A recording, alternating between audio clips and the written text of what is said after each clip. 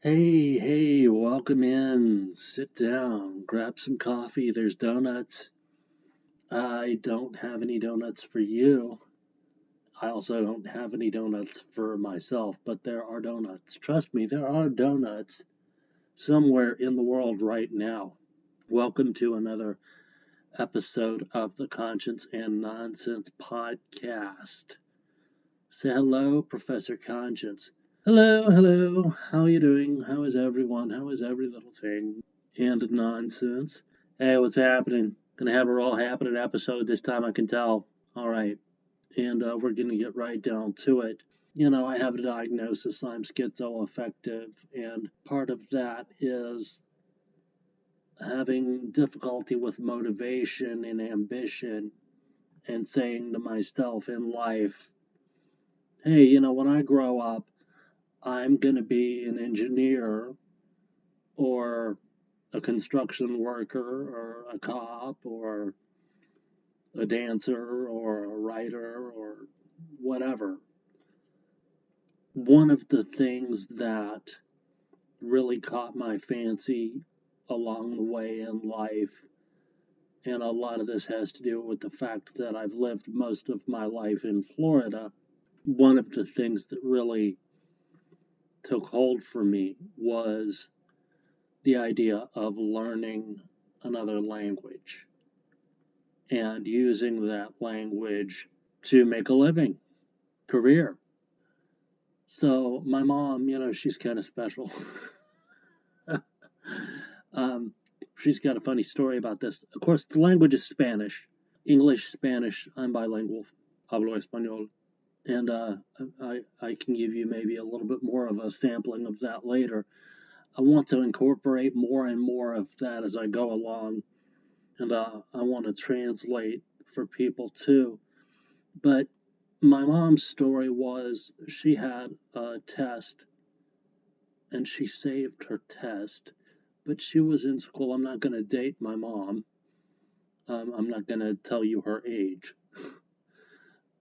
She was going to school back in a previous decade prior to this one, in a previous century prior to this one.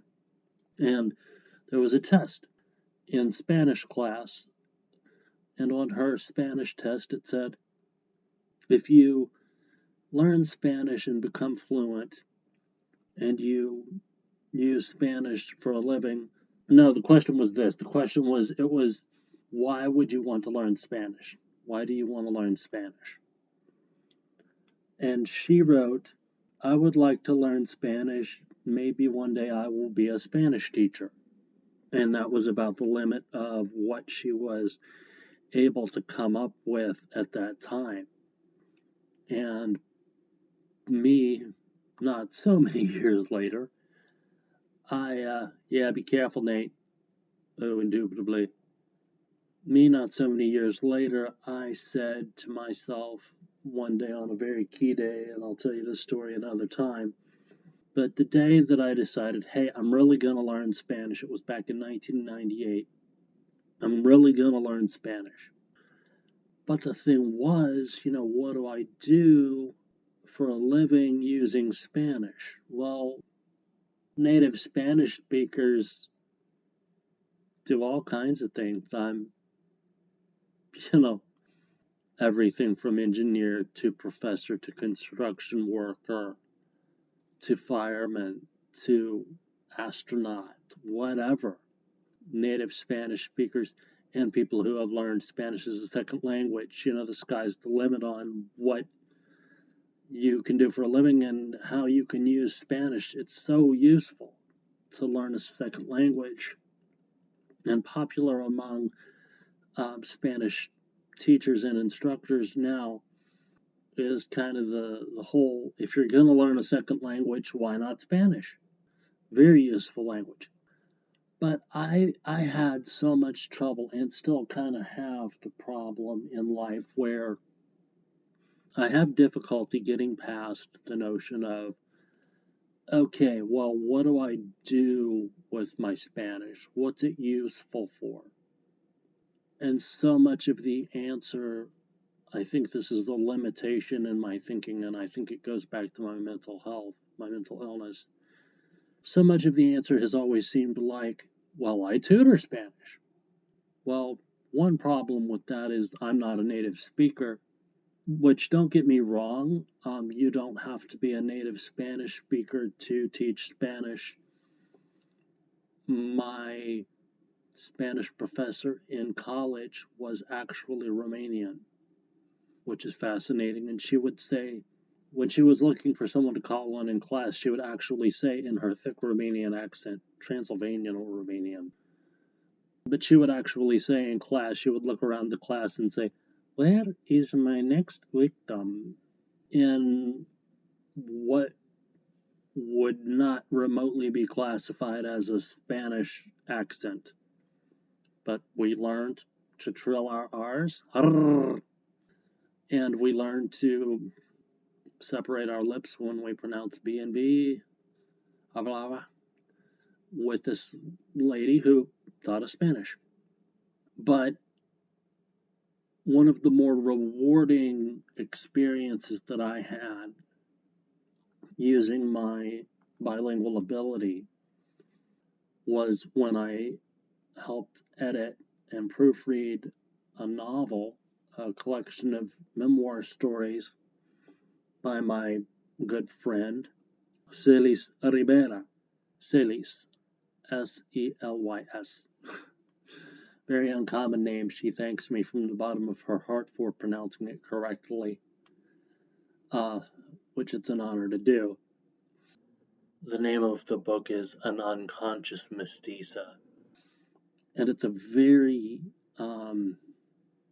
deep journey through some very personal episodes in her life from the time she was 5 years old, growing up in Puerto Rico, moving to the United States, going back and forth to visit, family stories, a lot of culture, a lot of stories about what's it like to be Puerto Rican and American. Am I American first, Puerto Rican first, Puertorriqueña, estadounidense, que va primero? What comes first, being Puerto Rican or from the United States? Where am I from? This identity crisis that she dealt with.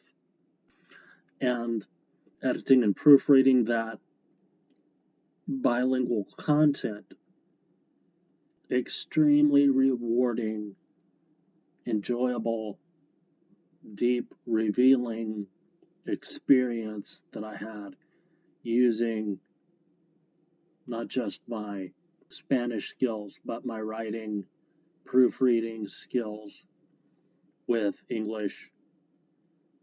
All those times in high school English class and in writing in college, when am I ever going to use this? Well, you do use it all the time. You use writing and language all the time. Algebra, maybe not so much, maybe not as often, but there are people who use algebra.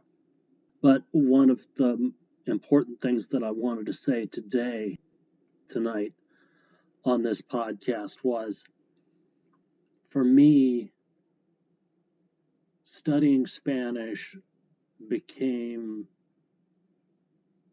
not just a means to an end of, hey, I'm going to do this for a living, or I'll be more employable because when I go to get a job, I'll be able to say that I'm fluent in another language, very useful language, very widely spoken language in the United States.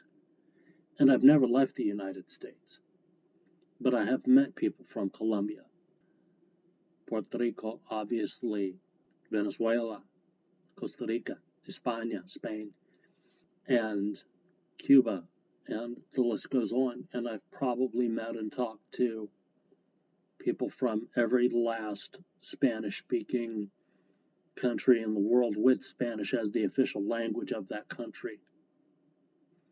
And not always even realized, that they were from that country specifically, the individual that I was talking to, or the group of people that I was talking to. But for me, Spanish and studying another language, even today, now that I've picked up German, it's a matter of something that I do in my spare time as well, that's not just a goal or a thing on my to-do list that says, I've got to spend, here's my day, get up out of bed and brush my teeth, eat breakfast, maybe not in that order, hit the shower, shave, put on clothes, go to work, do this, do that, eat lunch, okay, make this phone call, send this text, write this, write that memo, email, make this meeting. And then at night, got to set aside 2 hours for, no, that's too much, 90 minutes, 15 minutes a day. How much time do I have for Spanish? It's not like that. Studying Spanish and learning to speak it well, even up to this point, I've not given you a sampling of much spoken Spanish, which, is kind of outside the scope of this podcast for the time being, but I'll get to that in a minute. Studying Spanish, practicing Spanish, speaking another language, learning another language has helped me overcome depression. It's given me a way to track milestones, and even on days when I couldn't get out of bed, couldn't get started, even living in the other neighborhood before we moved to a completely new neighborhood, and we didn't have internet and cable, and we didn't have the high-tech gadgetry that I enjoy in my office now. I would just put on the radio, put on the TV, even if I didn't have the energy to read one of my Spanish language textbooks or novels in Spanish. I would just turn on the TV, and it could be children's programming, the news, broadcast over the air. And hey, I'm lucky. What can I say? I live in Florida. If you're in Canada, you got French. If you're in parts of the American northern Midwest, it's German. It's different languages in different places for different people. And out in California, there are places where it's Mandarin Chinese or Japanese. But in my situation, I was able to just turn on the radio, turn on the TV, and hear and catch that odd word here and there. And even in the midst of all my problems and, things that I haven't talked very much about at all, like addiction, even in the midst of everything going on, I would have that conversation that would come on, and it was usually more proper Spanish. It was the more Colombian Spanish or the slower Spanish and the more educational program. I would hear a conversation where I understood so much of what they were saying because I had studied for so long, even though it felt like I would never get there. And I would just sit there and listen, and I would think, I got that. And even though I couldn't get out of bed, it would cheer me up in my spirit. And today, I have so much more ability and strength, and I have more gas in the tank when I start my day, and it lasts longer, and I accomplish more. I'm more productive. Not that I'm an ableist. I don't ever want to become an ableist. Different discussion for a different day. But I'm so glad that I was able to hang in there and stick with it until I could learn another language. So that brings me back around to my comic strip. And if you've read the comic strip, especially on the website, well, basically on the website, I think exclusively, although I'm not 100% sure, you've noticed my character Candy. Candace, she is Steve's crush. He thinks that she is the love of his life because probably saw the Sunday comic where she just, back when it was called Conscience and Schmonscience, before it was called Conscience and Nonsense, she knocks on the door and he takes one look at her and wow, just wow, just drop dead gorgeous. Like, cannot believe this woman. But then, of course, what about Billy Bob? So we'll be getting into some of that in January, but Candy is Puerto Rican, and she was inspired by multiple people that I've known and worked with, a whole community of people and a whole culture of people. And I always want to be respectful of the Spanish culture. And boy, I tell you what, the Latinos, Latinx, well, we live in a changing world. But the people that I've known have such a great sense of humor, such a flair for life, such strength, wisdom, compassion, and I've seen it with my own eyes. And I've learned a language that allows me to hear it with my own ears.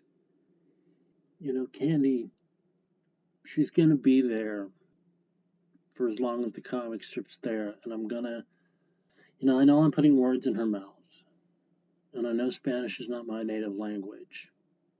And under more ideal circumstances, I would like to find a really talented voice actress. I can even think of some people that I could reach out to. But I would like to find somebody to do the voice of Candy and breathe life into her, one day when we're really animating more and more. Doing some animation on TikTok. TikTok's a work in progress. Having lots of fun over there. But I'm gonna have to edit this way down. Yeah, buddy, you're running way over time here. But things are getting a little heartfelt. You kind of getting the feels, aren't you? You got a crush on your own characters, don't you? You got a crush on me? Yeah, sure. That seems to be all the time that we have for today as my creator. I'm not calling you my creator. I don't know why you put that in the script. Professor Conscience, there's no script. Come on. Don't BS the people. This is all off the top of my head. Anywho, that's all the time we have for now. You're quite a chip off the old block, chap, I do tell you. If you ever do get the chance to travel outside of the United States, I would hope you would come to Great Britain and learn a thing or two. Good night, people. God bless.